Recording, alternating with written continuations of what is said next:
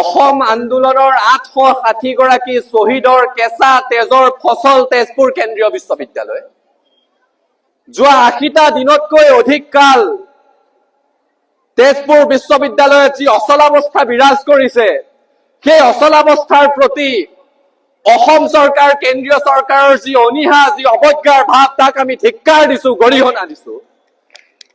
তেজপুৰ বিশ্ববিদ্যালয়ৰ ছাত্ৰ ছাত্ৰী, তেজপুৰ বিশ্ববিদ্যালয়ৰ শিক্ষক সমাজ, তেজপুৰ বিশ্ববিদ্যালয়ৰ কৰ্মচাৰীসকলে যি দিবানিশি সংগ্ৰামৰ হাত ধৰিছে, প্ৰায় 3টা মাহ ধৰি দিনে নিশাই যি গণতান্ত্ৰিক আন্দোলন অব্যাহত ৰাখিছে, আজি এই শ্বহীদ দিৱসৰ পবিত্ৰ মজিয়াৰ পৰা সদৌ অসম ছাত্ৰ সন্থাৰ তৰফৰ পৰা তেজপুৰ বিশ্ববিদ্যালয়ৰ আন্দোলনকাৰী ছাত্ৰ ছাত্ৰী, শিক্ষক সমাজ আৰু কৰ্মচাৰী সমাজলৈ আমাৰ সংগ্ৰামী অভিবাদন জ্ঞাপন কৰিছো।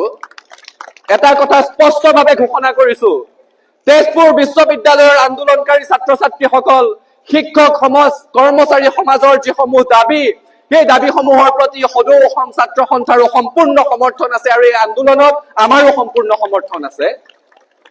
এখন বিশ্ববিদ্যালয় যি এটা ঐতিহাসিক ছাত্ৰ আন্দোলনৰ ফলত প্ৰতিষ্ঠা হৈছিল, যি আন্দোলনত 860 গৰাকীকৈ লোক শ্বহীদ হৈছিল, সেইখন বিশ্ববিদ্যালয়ত ছাত্ৰ ছাত্ৰীৰ গণতান্ত্ৰিক চিন্তা চেতনাক প্ৰতি মুহূৰ্তত পদানত কৰিবলৈ চেষ্টা কৰা হল আৰু দশক দশক জোৰা নিপীড়ন, উৎপীড়ন, বঞ্চনাৰ পাছত তাৰ ছাত্ৰ শক্তিয়ে কণ্ঠ বলিষ্ঠ কৰিছে, একত্ৰিত হৈ ওলাই আহিছে।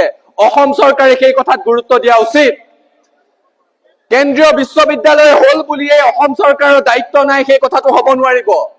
এই বিশ্ববিদ্যালয় শ্বহীদৰ কেঁচা তেজৰ ফচল আৰু এগৰাকী উপাচাৰ্য যদি তেওঁ নিজৰ ছাত্ৰ ছাত্ৰীসকলে তেওঁক অভিভাৱক হিচাপে মানিবলৈ অস্বীকাৰ কৰিছে, যদি বিশ্ববিদ্যালয়ৰ শিক্ষাগুৰুসকলে তেওঁৰ ওপৰত আস্থা পোষণ কৰা নাই, যদি বিশ্ববিদ্যালয়ৰ কৰ্মচাৰীসকলে তেওঁৰ বিৰুদ্ধে ৰাজপথত ওলাই আহিবলৈ বাধ্য হৈছে, তেনেকুৱা এজন উপাচাৰ্যৰ যদি ন্যূনতম আত্মসন্মান বাকী আছে, নাকত যদি শেষৰখন চৰমো বাকী আছে, তেওঁ নিজে সেই পদ ত্যাগ কৰি তাৰ পৰা আঁতৰি আহিব লাগে।